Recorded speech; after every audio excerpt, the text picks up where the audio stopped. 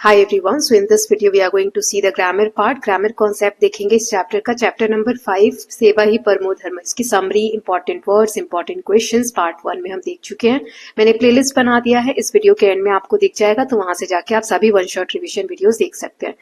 Please comment section में बताइए कि किस चैप्टर का पहले बनाना है, ताकि मैं वो चैप्टर पहले कवर करूं। मैंने चैप्टर 5 से स्टार्ट किया है, तो सीक्वेंस में अब इसके बाद में चैप्टर 6 बताऊंगी। ओके, सो ग्रामर कॉन्सेप्ट्स देख लेते हैं। इससे पहले हमने कुछ वर्ड्स को भूतकाल यानी पास्ट टेंस में चेंज करना सीखा था इस चैप्टर में। तो इसमें हम स्म का प्रयोग करते हैं। जब किसी काम के बाद स्म जोड़ा जाता है, किसी भी काम या किसी भी धातु के बाद अगर हम स्म जोड़ते हैं, तो इसका मतलब होता है कि वह काम पहले होता था या हो चुका है, मतलब पास्ट में। जैसे स गच्छति स्म, तो ये लगा है, इसका मतलब है पहले जाता था। सा पठति स्म, वह पहले पढ़ती थी। स क्रीडति स्म, वह पहले खेलता था। तो मतलब यहाँ पर अगर स्म लग रहा है तो हम पास्ट टेंस में चेंज कर रहे हैं चीजों को। नाउ नेक्स्ट हमने देखा था ऐसे ही कत्वत प्रत्यय लगता है, ये भी हम भूतकाल में कन्वर्ट करने के लिए ही यूज करते हैं। यह प्रत्यय भी बताता है कि काम पहले ही हो चुका है या काम पहले ही किया गया है। तो जैसे शब्द दिया है पठ और इसमें कत्वत लगा, तो वान शब्द जुड़ता है। वान जो है वो पुल्लिंग, यानी अगर हम बॉय की बात कर रहे हैं तो वान जुड़ेगा, और वती जुड़ता है जब हम गर्ल्स की बात करते हैं। आगे मैंने समझाया भी है। तो पठ धातु है हमारी। धातु क्या होता है वो भी मैंने आगे समझा दिया है। अगर हम बॉयज के लिए कर रहे हैं तो उसने पढ़ा यानी पठितवान, उसने पढ़ा। अगर लड़की के लिए बोल रहे हैं तो पठितवती। बालका पठितवान, लड़के ने पढ़ा। बालिका पठितवती, लड़की ने पढ़ा। तो हम वान और वती लगाते हैं कत्वत प्रत्यय में। जैसे यहाँ देखो मैंने और डिटेल में दे दिया है।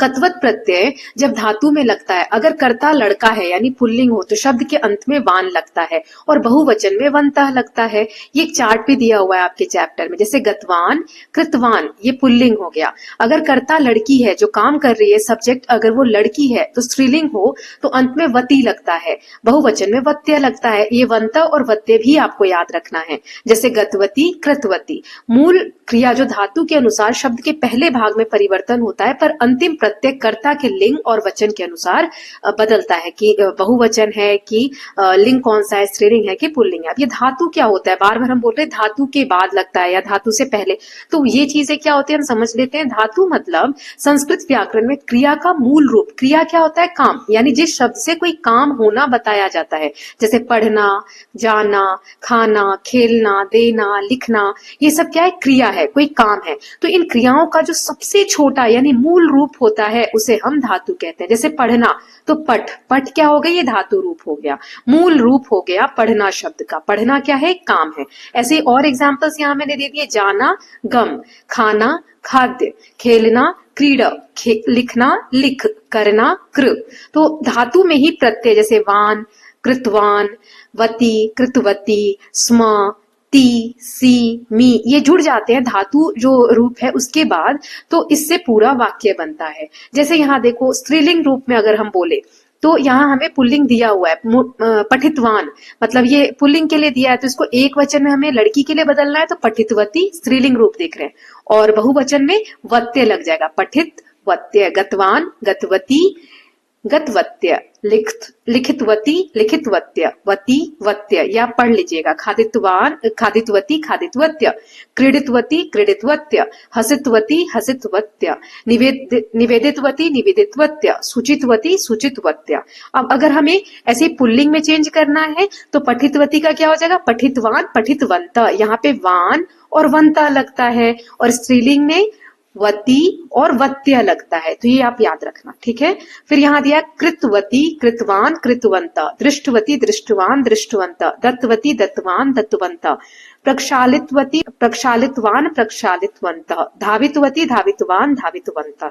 नाउ नेक्स्ट आपको इस चैप्टर में विभक्ति रूप दिया गया है, उसमें तृतीय विभक्ति के ऊपर मेन क्वेश्चंस दिए हैं।